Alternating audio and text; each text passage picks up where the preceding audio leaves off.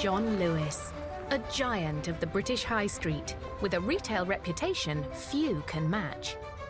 John Lewis is very much seen as a friend, a brand I can trust, a brand that understands me. Famed for its wedding gift lists. It's so worth getting married just for that toaster. Now we can have toasters together. And for creating the year's most eagerly awaited TV ads. They're very clever at evoking emotion, so you really get that sort of Christmas feeling. It's a company with a unique history, built on one man's revolutionary idea. So that instead of the many being exploited by the few, there would be genuine partnership for all. There is an innate socialism to John Lewis. It's a sort of a let's all look after each other kind of socialism, which is actually very comforting. And on principles that survive to this day. We're not employees, we're partners, we're co-owners in the business, and we're really proud to be part of that. In this programme, we go behind the scenes of its flagship store. Every individual is completely different, so it's great because it's a challenge every time. Meet the staff who've shared in its success. Bonus day, bonus intense excitement. And ask if this age-old partnership can survive in the modern retail market. Everything that the customer wants really has to be delivered, because if not, they will walk.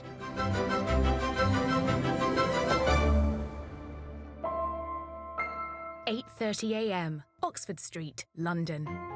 Just 1 hour left to prepare the flagship John Lewis store for the morning rush. Getting ready to open a store on a daily basis is a military operation. You've got the clock ticking and you've got an amazing amount of things to get ready. They don't talk about retail theatre by accident. It's a dynamic, fantastic business. Every item within the 41 departments has to be set and dressed. And the staff must be as presentable as the products. All our staff here actually went to theatre training to just feel confident on the retail stage of the shop. The time is 9:30 and the shop is open. At 9:30 on the dot, the first shoppers are welcomed in. Thousands more will pass through these doors before closing time. 1,800 staff are here to serve them, including personal shopper Sian Clark. One of 150 partners recently trained to help customers hunt down the latest trends. Every individual is completely different. So every woman, every gentleman that we see needs something different. And then to add on top of that, they've got a different personality, which, you know, clothing's an extension of who you are. And then there's body shape and how they want to dress. So it's great because it's a challenge every time. Okay, come on in. Her first customer today is Helen Ford. I love clothes, I love shopping, but mum of two, I don't have much time to go shopping, so I'm looking forward to just being guided today and maybe go out of my comfort zone as well and not just buy the same things that I always buy. This is our Bohemian range. Yeah. It's really feminine without being too girly, so I think something like this could be really useful for you. And that's a nice colour, something I wouldn't normally pick out myself, but I like Perfect. it. It looks nice there with the black. The long vertical lines will basically lengthen your legs. Who doesn't want longer legs? So what I'll do is I'll leave you with the pieces that we love, Lovely. get you to try them on. There's quite an 80s vibe going on at the moment. So lots of stripes, lots of big shapes. So that's perfect for Helen, actually. If the staff appear more attentive to customers' needs than elsewhere, it's with good reason. Every member, from cleaner to shop floor assistant to manager, owns a share of the business.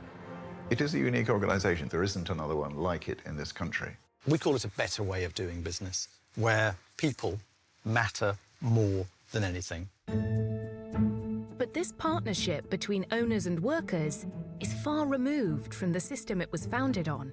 The original John Lewis was a hard-headed Victorian businessman who fought his way out of poverty by buying and selling fabrics. At 28, he borrowed the money to open a store on an up-and-coming London thoroughfare, Oxford Street. He got his own shop, a former confectioner's on the west side of Oxford Street, and started it as a silk mercer. He sold silks, and as much else as he could get hold of. He's very much a kind of epitome of a 19th century businessman. Self-made, hard-nosed, looking to turn a profit, not so concerned about his workers as so much as about his customers. John Lewis Sr. seems to have been something of a patriarch. He seems to have been quite autocratic and maybe not an easy man to work for. Unlike his eldest son, Speeden, who took a stake in the company in 1906. Speeden Lewis seems to have had a rather different attitude to business than his father. There were disagreements between the two about how shops ought to be run, how maybe the workforce ought to be treated. Those private differences burst into the open when Speeden caught sight of the company accounts. He realised, with some alarm, that he and his father and his brother were taking out of the business £16,000 a year, which is exactly what the 300 employees of Oxford Street were taking, who they were earning round about £1 a week. He saw the injustice of the owners having huge amounts of money and the people that worked for them having very little. The revelation inspired Speeden to create a radical new business model, under which every member of staff would share the profits. He first put it into practice at Peter Jones, a Knightsbridge store that his father had bought in 1905. Speeden handed over his share, his quarter share of what he called a highly thriving business at Oxford Street in the original John Lewis shop, for sole ownership of Peter Jones. These are the account books, the journals, the daily journals and takings of Peter Jones in 1916. The figures had been very, very poor when he took over. Peter Jones was running at a loss. Despite its financial troubles, Speeden went ahead with his plan to share effective ownership of the store with his staff. Peter Jones becomes Speeden's experiment. The workers are treated more as shareholders and co-owners than as simply employees. Within a few weeks, he was calling everybody who worked there a partner, not an employee. He started improving the staff conditions. He provided them with an extra few days' holiday, shortened the working week. He was paying shop assistants in Peter Jones more than his father was paying shop assistants in Oxford Street. The experiment paid off. Over the next decade, Peter Jones moved from a loss-making business to a profitable one. Its staff were happy. Unlike those at the nearby John Lewis, who, in 1920, went on strike for better pay and conditions. When the John Lewis workers come out on strike, it becomes national news. John Lewis had very little time for trade unions. He had very little time for those workers' demands, and he's just simply out of step, out of kilter with the spirit of the times. He's prepared to go to the wire on this, and indeed he sacks staff for striking. He said, I'm not going to have them back, even if they crawl to me on hands and knees. That was his reaction. By the time the strike ended, Lewis Sr. was in his 80s. As his energy for business and staff relations waned, he asked his eldest son to help him run the Oxford Street store alongside Peter Jones. This was Speeden's chance to secretly change things. He decided that he would surreptitiously increase the salaries to the level of Peter Jones. But he'd have two sets of books kept, one with the real salaries and one with the ones that his father had. And whenever his father came into the shop and wanted to see the books, it'd be the fake books that he'd see. He just did not want to upset his father. In 1928, John Lewis died, aged 92, leaving Speeden in sole charge. He admired his father hugely. He'd argued with him for years, but he still admired him, which is why it's the John Lewis partnership and not the Speeden-Lewis partnership. He decided it should bear his father's name.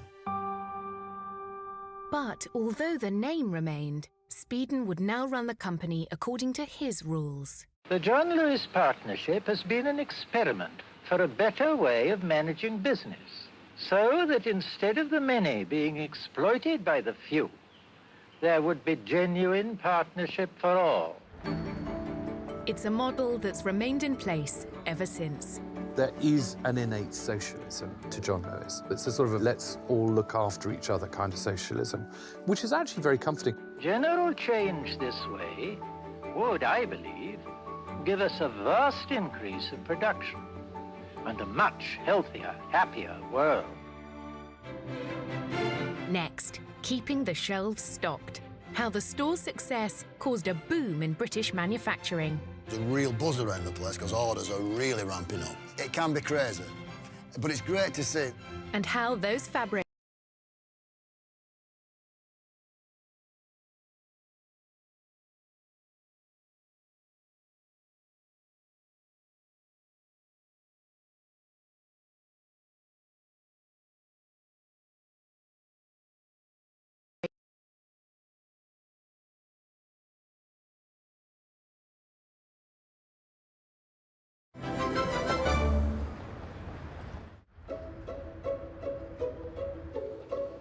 For more than 150 years, John Lewis has been providing shoppers with everything from fashion to furniture. The range is similar to most other department store rivals, but the relationship with its staff is not. Everyone who works here is a partner, and that's a big difference. And it's also part of our passion and commitment to what we do here.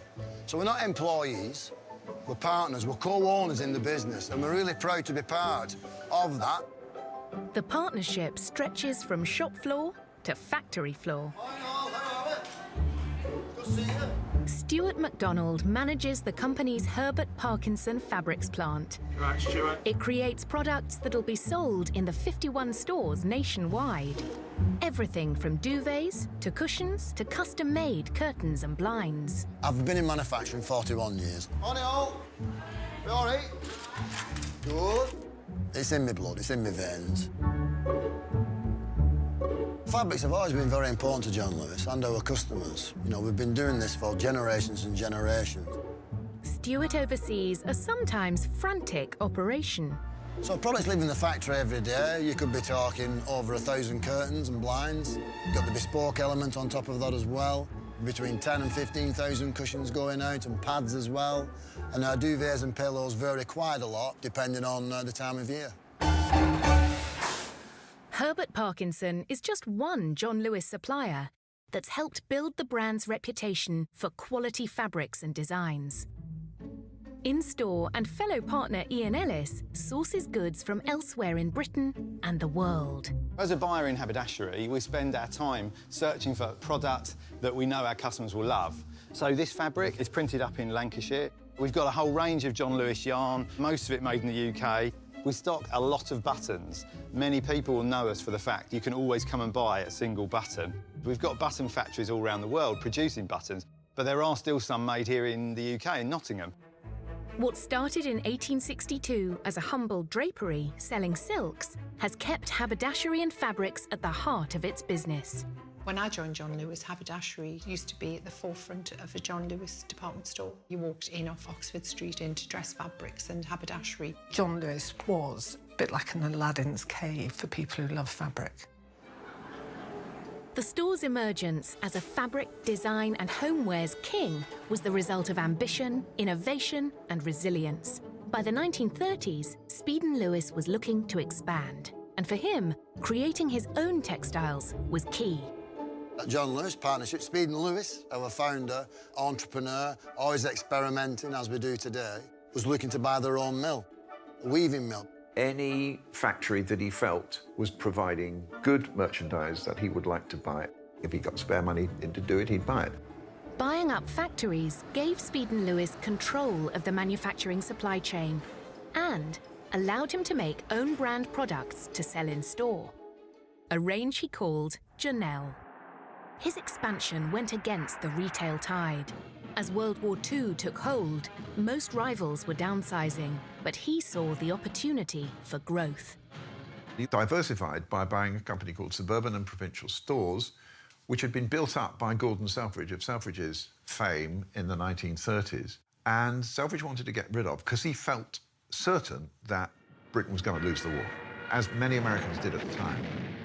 By 1940, the John Lewis empire had expanded from just 2 London shops to 5 factories, 21 department stores, and 9 branches of a then little-known grocery chain, Waitrose.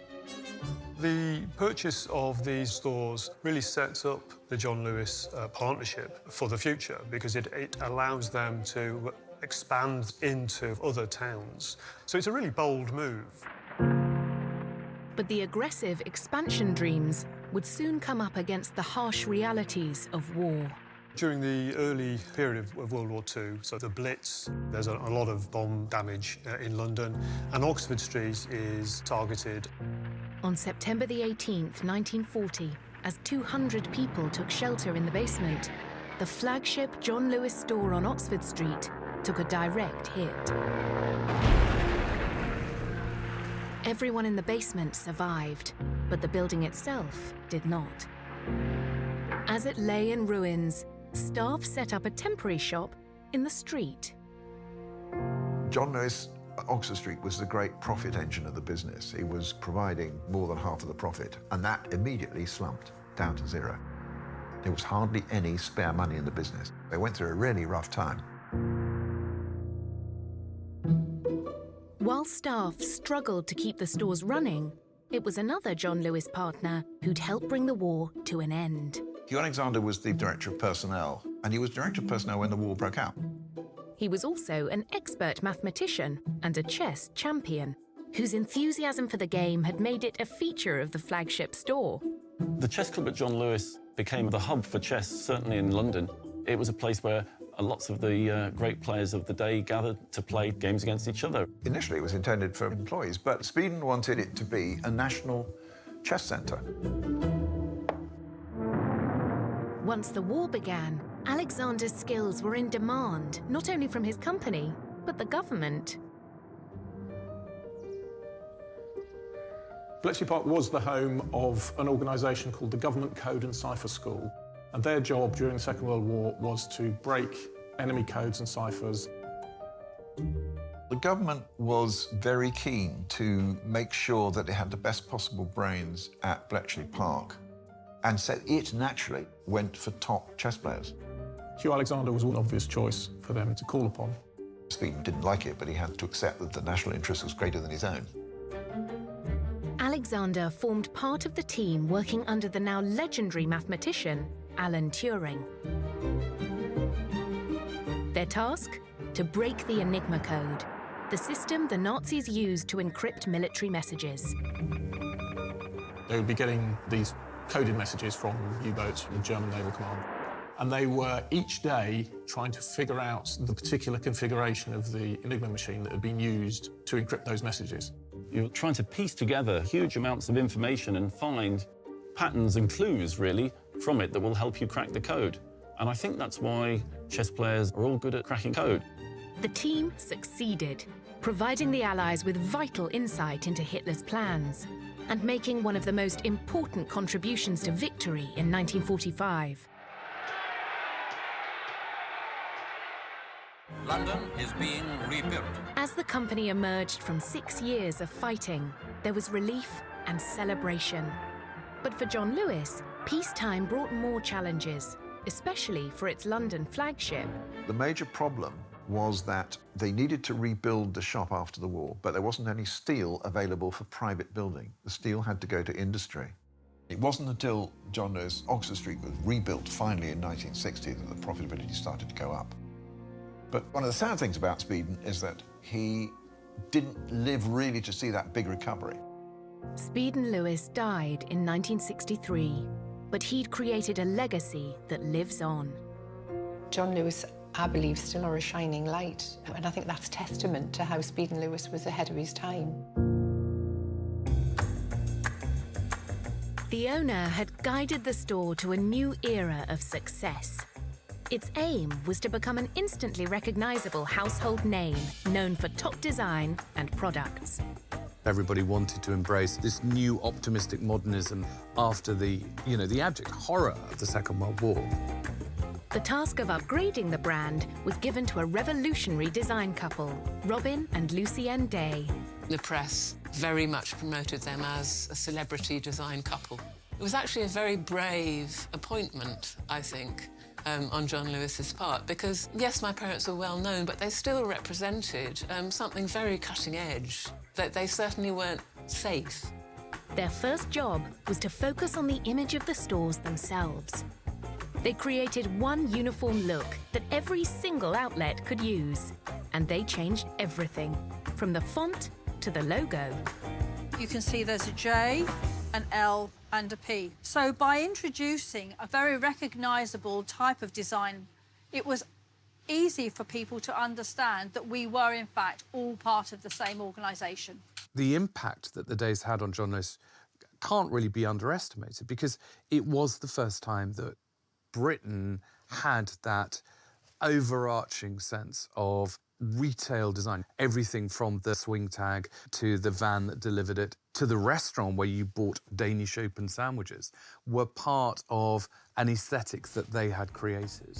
With a fresh new look to all of the stores, the focus turned to updating the products inside them. The John Lewis own brand range, Janelle, expanded like never before.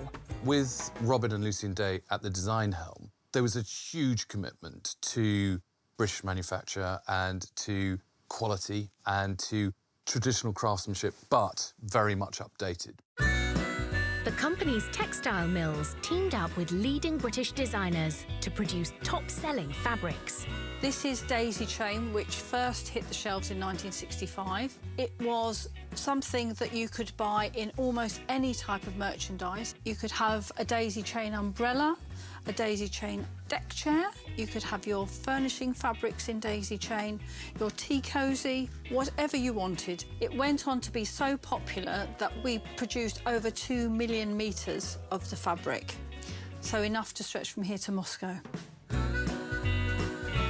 So these are all dress fabric designs which my mother did for the John Lewis Company. They always say don't combine pink with yellow. Well, she's done it absolutely brilliantly here. It would have absolutely shrieked modern, wouldn't it? The designs have stood the test of time. In 2014, John Lewis relaunched Daisy Chain and made the Lucienne Day fabrics into a fashion range. And its factories have rushed to keep up with demand. The buyers go around all the world, they source locally in the UK, and they pick for their seasons the range of fabrics they want to deliver and show our customers.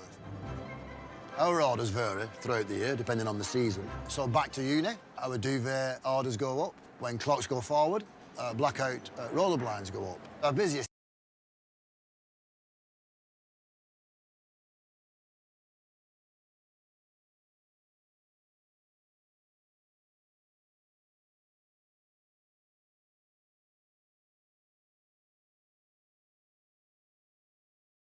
This was chosen by Queen Victoria. She really liked this rosebud design. This was very, very popular in the middle of the 19th century. We also have another design here, which is called the Victoria and Albert chintz. We think she put that in the Royal Yacht. And when you look at the finished fabric, you can see that here we have Queen Victoria, here we have Prince Albert. Another design here, which we believe this was used in Prince Charles's nursery. I think they really do capture the essence of Balmoral as a royal castle. John Lewis homewares can also be found in another royal home. The sky aglow above Windsor tonight as 1,000 years of history takes flame. In 1992, a fire ripped through the Queen's Castle, destroying 115 rooms and causing over £35 million worth of damage. Afterwards, the partnership was among those chosen to help with the refurbishment. There was obviously a great need to redecorate the castle after all the work had been done. Members of the Furnishing Fabrics team went to the castle and selected designs that they thought would be suitable. Briefed with giving the castle a light and airy feel, partners picked out fabric to be used for furniture and blinds, as well as wallpaper. We think we did our little bit to help preserve English heritage.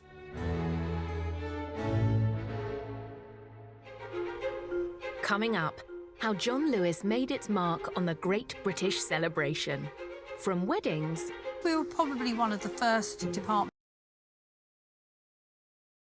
to the festive season.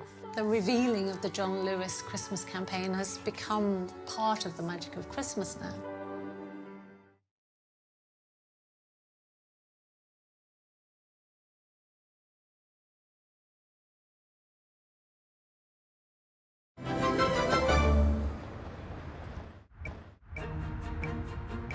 For decades, John Lewis has been among Britain's most successful retailers. Its partnership model, which gives all staff a share of the profits, is one reason why it's regarded so fondly. But its ability to associate itself with key celebrations has also made it a favourite for many. It's part of the fabric of Britain. And those moments in your life, be it births, birthdays, Christmas, we aim to be there at your side to make the event as special as it possibly can be. Few events are as special as a wedding. When Will and Lauren planned to marry, they chose John Lewis to help them create their gift list. With over 350,000 products, they weren't short of options. It was entertaining to go around with a little zappy gun and be like, oh, I want those mugs, I want that pan. Because once you start, you can't stop. I feel like this was... An impulse buy, maybe? Maybe, because they give you the little scanner. I feel like we were like, yes, let's get some salt and pepper shakers. The store's been helping couples identify their ideal wedding presents for nearly 60 years. Clues to past newlyweds' choices can be found in the company's archives. So here we have a gift list from 1966. We were probably one of the first department stores in London to offer this particular service, where you could create the list of items that you wanted and then the shop would source them for you. You can see there are lots of things for the kitchen, a coffee mill, port glasses, decanters, everyday tumblers, sugar bowls, new inventions, things like the fondue were coming in. Very exciting, very advanced. When the wedding gift list first appeared, the most popular item was the humble duvet. At that time, most people wouldn't have lived together before they got married, so they were really starting from scratch.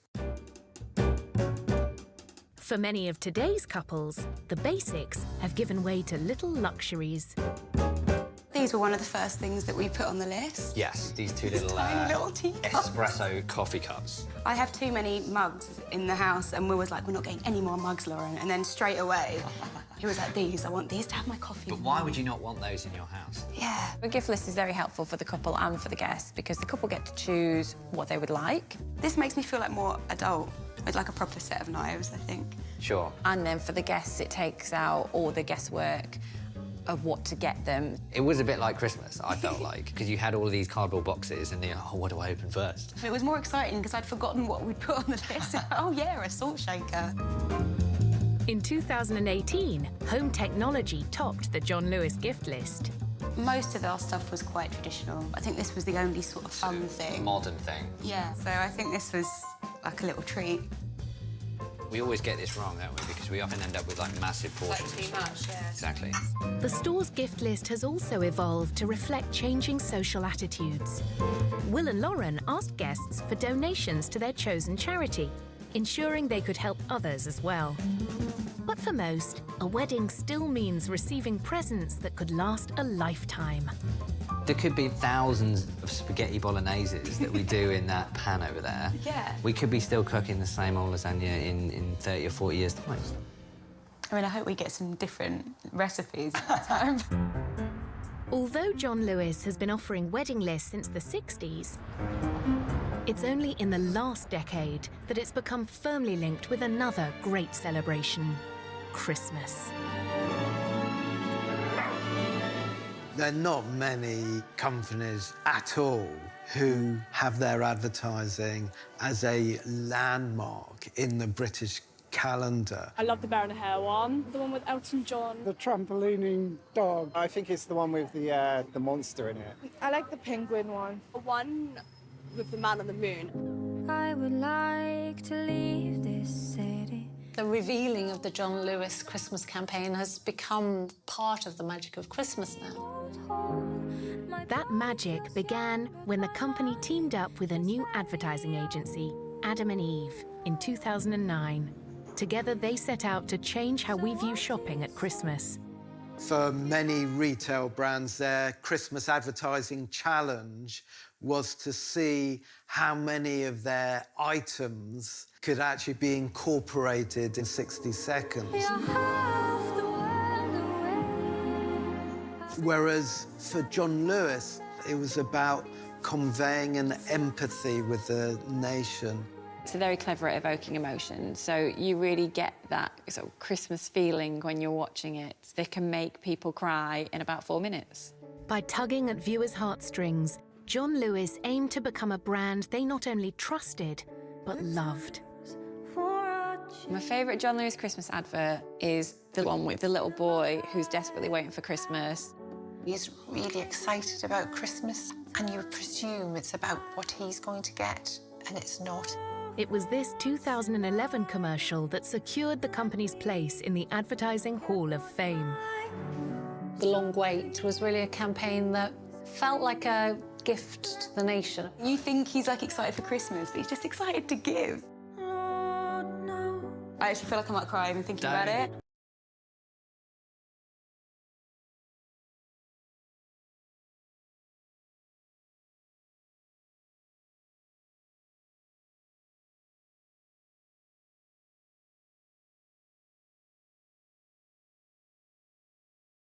And when you mix all those ingredients together, you create an incredibly emotional charged dish. The finishing and crucial touch is the music.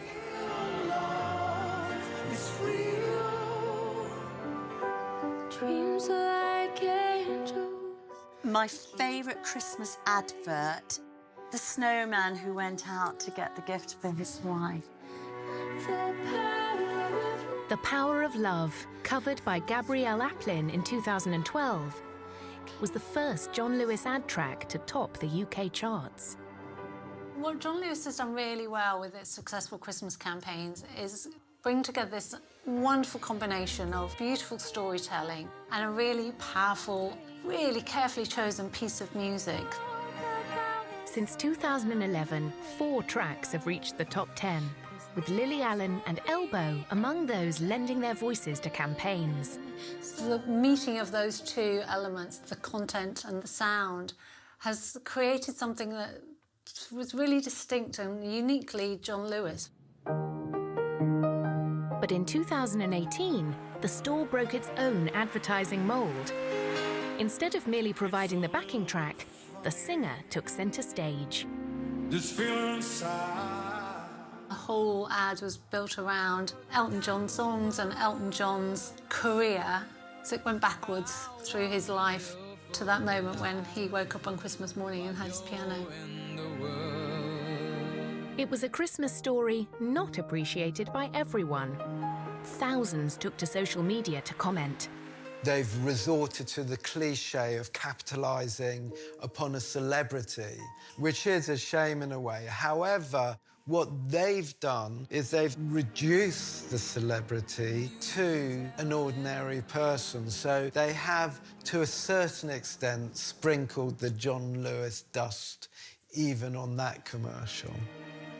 Whatever the verdict on the ads, they get the public talking and spending. 40% of the company's sales happen in the 5 weeks before Christmas. And that's music to the ears of everyone who works there. Every year, each of the 83,000 partners takes home a percentage of its profits. Bonus day was intense excitement. It was secret until 9 o'clock on a Thursday morning, and the managing director in each store would gather partners around. There was always massive speculation what the percentage was going to be. People would be planning whether they were going to a caravan park for a week or Mallorca for a week based on what the percentage was. It was a very clever business decision. There's nothing more motivating for employees than to actually have a share of a company. I think my first year or so is something like 10 or 11%. That's 10 or 11% of your annual salary that would come in your pay packet. People just smiled all day.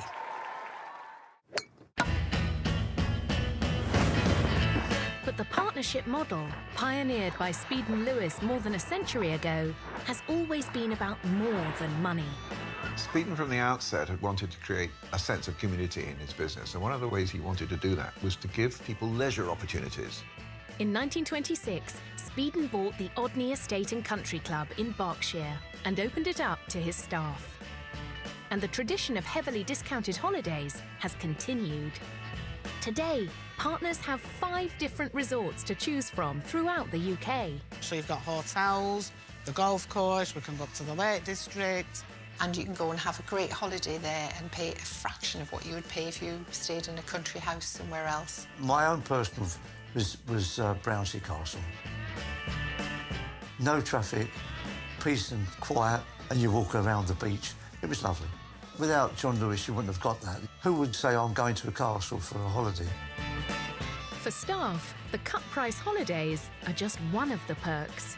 You can go to art classes, you can have a music society, you can go skiing. They'll give you money towards pony riding lessons, if you want to learn to glide or fly. One of the things I really appreciated was the access to being able to go sailing. It's got yachts, ocean-going yachts. I was very fortunate. We went round Croatian islands. Oh, it was wonderful, absolutely wonderful. The aim of this work hard, play hard approach was to create a loyal staff who would willingly go the extra mile to make the business successful. It was unbelievable, you know, what they were having to offer. I remember sitting back and thinking to myself, my God, I'm going to get paid for this as well. Looking after its staff so well may have paid dividends for the company in the past, but can it afford it today? Next, why the days of big bonuses have come to an end. John Lewis are being cautious. They rather preserve that cash to future-proof the business. And as customers move online, how the store's under pressure to honour its most famous promise. When that integrity is challenged, it really shakes the brand.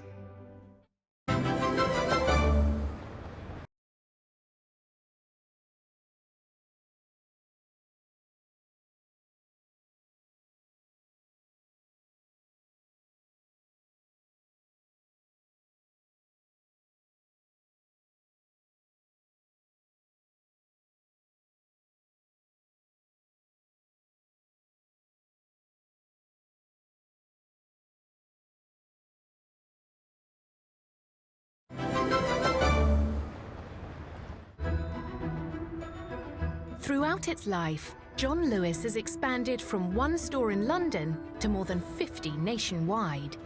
It's a feature of high streets, malls, and retail parks. And its supermarket brand Waitrose has forged a reputation for top-quality food. That success has been built on its staff, all of whom own a stake in the business. Now, as much of retail spending moves online, John Lewis hope its personal approach will keep customers coming through the doors.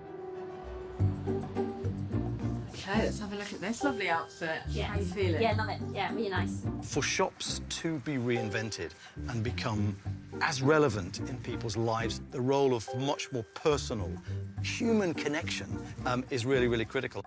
John Lewis has branched out to offer everything from hair salons to makeovers to personal shopping. So everything on this rail, I think, will fit in with your lifestyle. It's something that you can't get online. Not only do you have some beautiful pieces at the end, you discover how to dress to be a better version of yourself. Then we've got a very practical shirt dress from Kin. Yeah, I like shirt dresses. Shoppers can get a bespoke appointment with a stylist for free. Or, for the ultimate in exclusivity and celebrity treatment, some branches will even close to give you the entire store to yourself, if you have at least £10,000 to spend. I think this mustard will be beautiful in your skin tone. A successful few hours for personal shopper Sian. But can these human touches give John Lewis the edge it needs to survive?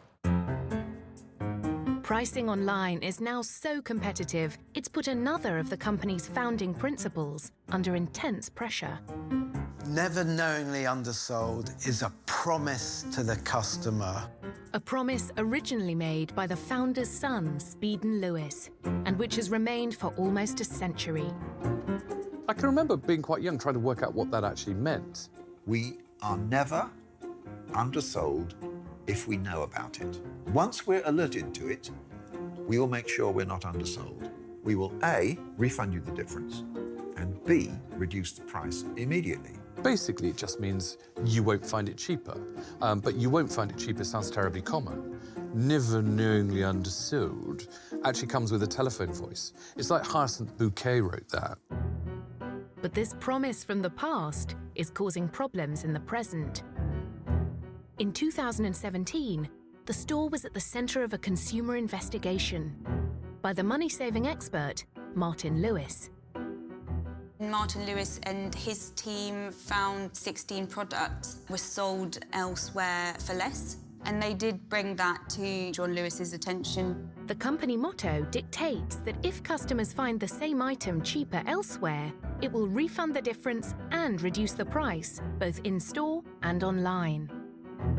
They offered a refund on a case-by-case individual basis, but they did not lower their prices nationwide.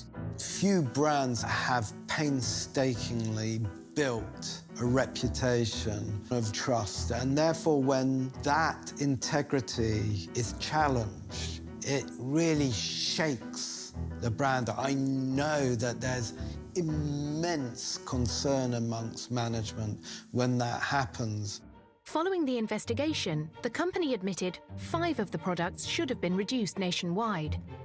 They said the rest fell foul of the never knowingly undersold small print. The main challenge, of course, is that pricing is very, very dynamic. Product pricing is changing constantly because of the nature of the internet. And therefore, in this shop at night time, there's a huge amount of activity as those price labels are being changed constantly to reflect the most latest prices as we keep up with those competitor movements. A year on, the constant battle to match prices elsewhere is having consequences. Half-year profits at John Lewis Partnership slumped by 99% as UK's leading department store chain was squeezed by the competition. At the centre of this dramatic fall are those 3 simple words: never knowingly undersold. When you have digital, when you have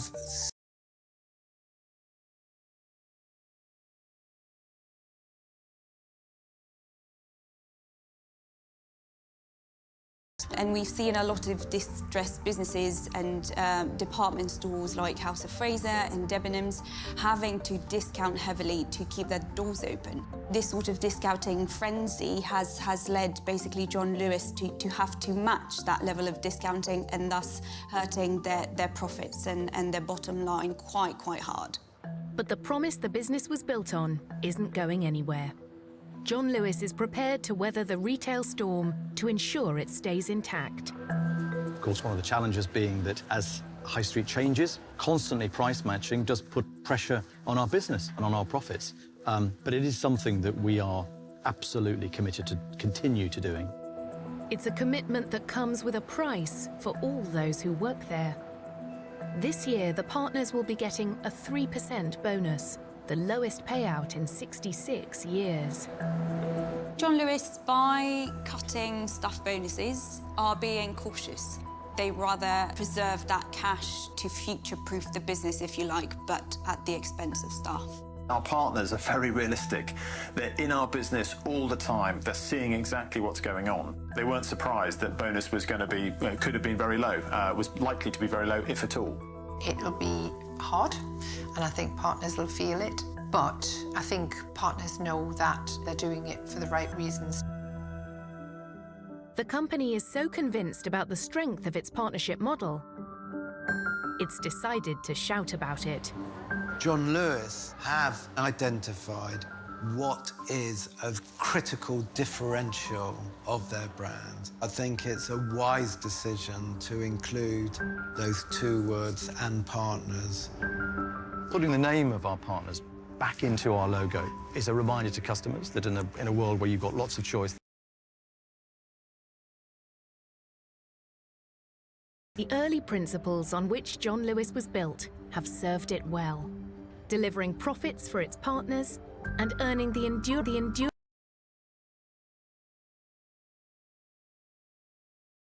The nation's retailer, and we do feel that we have a sense of ownership of it too. There are some things that are so ridiculously, iconically British, and John Lewis is one of them.